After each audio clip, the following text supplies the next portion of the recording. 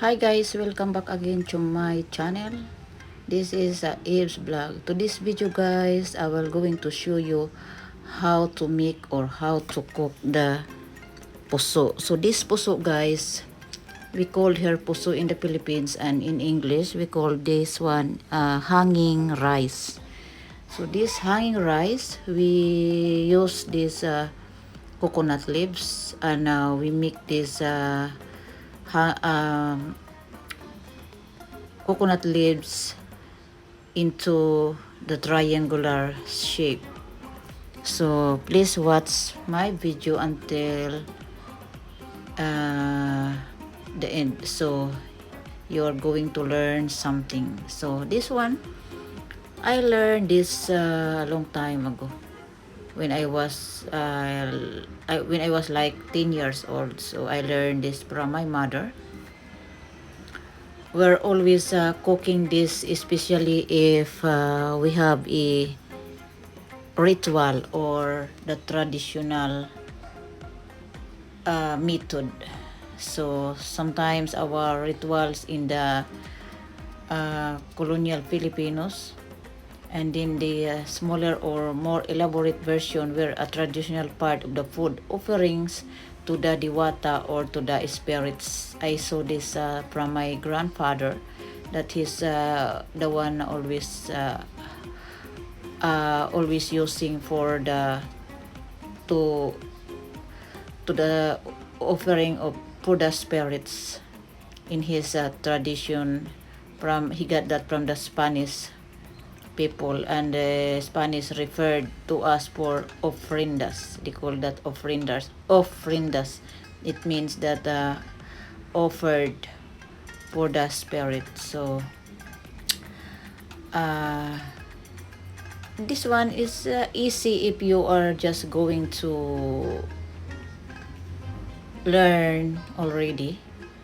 It's just easy, but if you are just going to look like it's really difficult to mix. So this one we need to just mix one by one, and we're going to put rice later. So this time I will going to show you how to do slowly. So watch me.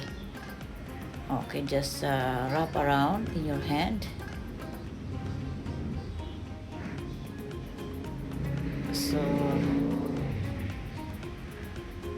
So I need like 15 or 10 pieces of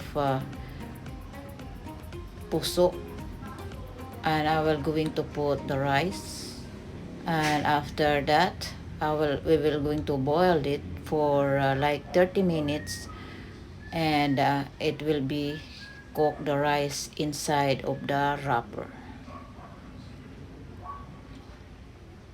So in the Philippines, we call this puso. Puso is a rice wrapped and boiled in a triangular casing made of woven coconut leaves. So it is also called hanging rice, as the packets are often pictured when they hang in the bunches using the long ends of the leaves. I mean the coconut leaves. So puso or hanging rice. So in Cebu City is really well known there, the puso or hanging rice. Sometimes in the province, in my province, we use this if we have also the gathering. So if you cook like this, is feel safe because it's really clean. We don't have any flies to go in the rice, because it's just wrapped up of this coconut leaves. So it's really safe to eat of rice if we cook like this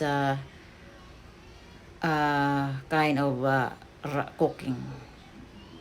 So later on, I need to make this so much, or I will going to make like 10 or 15 pieces before I start putting the rice inside of the triangular pouch.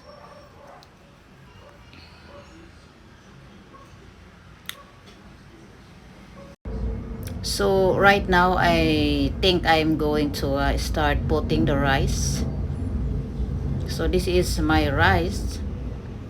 So I think so this rice is really like 1 kilo of rice for the 15 pieces of triangular pouch of this hanging rice. So I'm going to pour the rice using by my hand. Yeah, it's easy to uh, see if it's enough already. You don't have to put full of the rice. It's just here. I think it's 3/4 only. Yeah, it's just 3/4.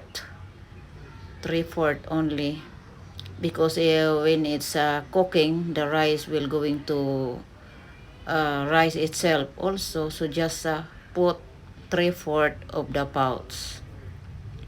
So this one, yeah, just putting the rice, and after that we are going to put everything, I mean all of them, the rice inside of the pouch, and we are going to boil that in the pot with 3/4 of water also. So this one is really cooked already.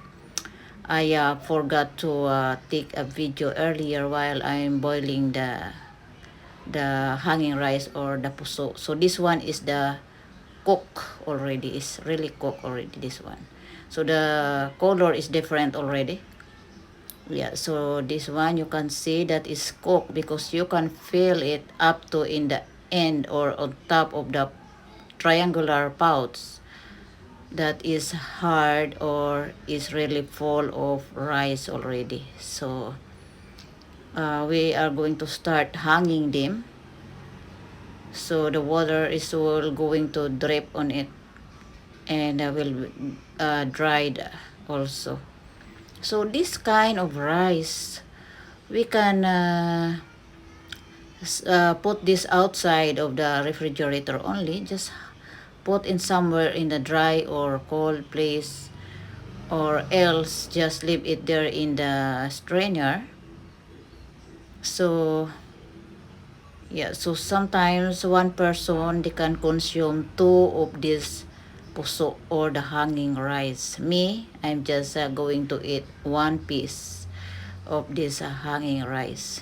It's a nice smell also. Yeah, so this is my traditional puso.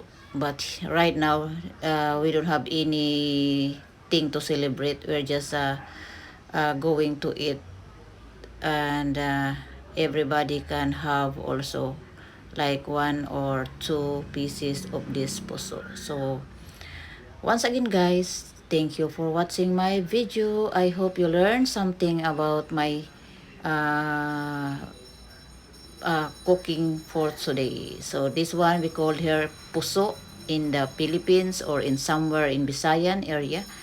But in English, we call this hanging rice.